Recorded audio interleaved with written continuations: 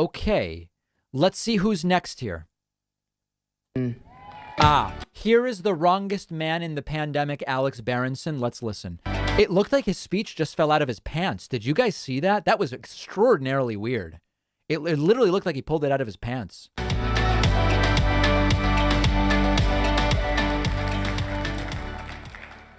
Thank you. I've sort of made my brand as somebody who tells people things they don't want to hear. So let me start. You've made your brand as a guy who lies and is wrong about everything. Stop trying to ban books, okay? Yeah. This guy said 500,000 people would not die of COVID in the U.S. We're at 1 million. So this guy cannot be trusted on anything. Rules or get it out of school libraries or confessions of Nat Turner. Don't do it. If you like free speech, if you stand for free speech, you have to stand for free speech, even if you don't like what's being said. And that is what the left has completely forgotten more and more, day by day, week by week.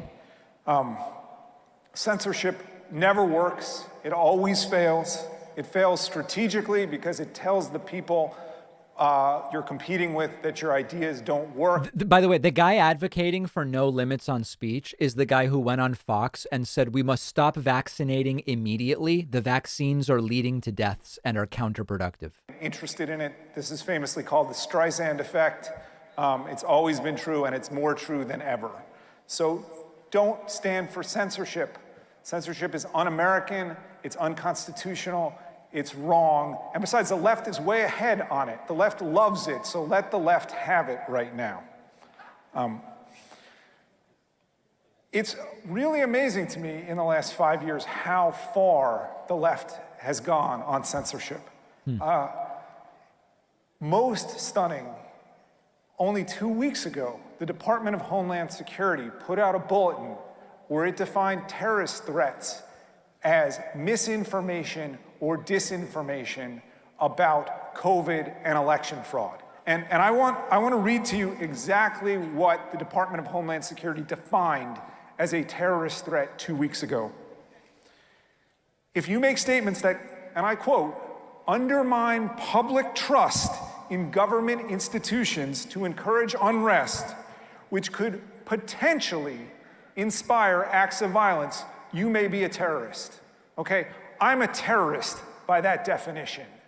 And that means that the government is entitled to do lots of things to me if it actually defines me that way. Okay? That is wrong. And by the way, this definition could easily be applied to plenty of people on the left who spoke out in favor of the Black Lives Matter protests. Okay, this is dangerous to both sides. It's dangerous to... What a compelling speaker, huh? Should walk away from it, and journalists should be asking about it.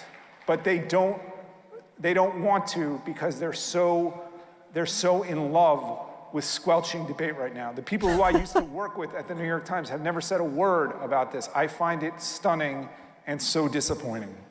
And you know, across the border in Canada, people who donated money to a protest that was truly mostly peaceful, essentially entirely peaceful, were threatened by the Canadian government that they would have, you know, their bank accounts frozen, that they would essentially be shut out of life for donating to a peaceful protest.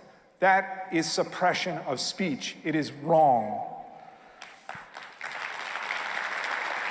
And 1 week ago, people in the federal government spoke out against a website called Zero Hedge, which had committed... That website is nuts. Some stories that website is insane. The Biden administration did not like. And it's a total conspiracy loon website. Check it out on SourceWatch and Rational Wiki. We're at a very strange moment when this stuff is happening, and you know. Yeah. The strange moment is that there's people who want to paint themselves as legitimate, saying, "Guys, you should really get info from Zero Hedge." The government is also acting indirectly through big tech, which I know Ron DeSantis spoke about, Governor DeSantis, and I felt like he was speaking to me as he was talking about how big tech censors, because last year at this convention, I said, hey, Twitter has been good. Twitter has allowed me to speak, and you know, I've said things about the vaccines, and I've said things about COVID that lies. You know, the mainstream narrative goes against. They were lies. It goes against the mainstream narrative, and Twitter's allowed me to do that. And then in July, I said something that Anthony Fauci didn't like, and less than a month later, I was off Twitter. Wait a second. You said something Fauci didn't like, and 30 days later you got banned? Clearly Fauci called and said, ban this guy. Facebook polls groups, sometimes with hundreds of thousands of people. This has to stop. Right. These companies have held themselves out as public forums. Twitter, Jack Dorsey, who was Twitter's founder and until very recently Twitter's chief executive, said under oath to the Senate that Twitter was a public square. This is not a public square if you have views that people don't. Yeah, how do people like this find spouses? That's a good question in the chat. Do this, and whether or not they can do it constitutionally is a question, hopefully, that the Supreme Court will eventually get to decide. I've brought a lawsuit against them. Yeah. Former President Trump has brought a lawsuit against them. No one cares. One of these suits is going to get to the Supreme Court, and Twitter may not like the outcome. You don't know that, dude. Because I'm not backing down. This looks like Budget Monk. You guys remember that TV show Monk with Tony Shalhoub? This looks like Budget Monk with an oversized suit. More than me or him or any one person. It's about whether these huge, incredibly important American companies are going to live up to their promises to allow free speech and open debate. And they are not doing so. Okay. So I have 30 seconds left. And it's too long. And I hope next year, Please cry. when I'm back here speaking to you, you'll be able to see what I have to say on Twitter.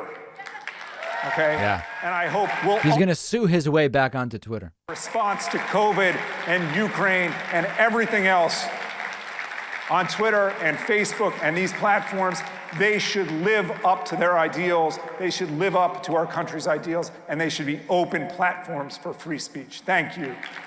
Yep.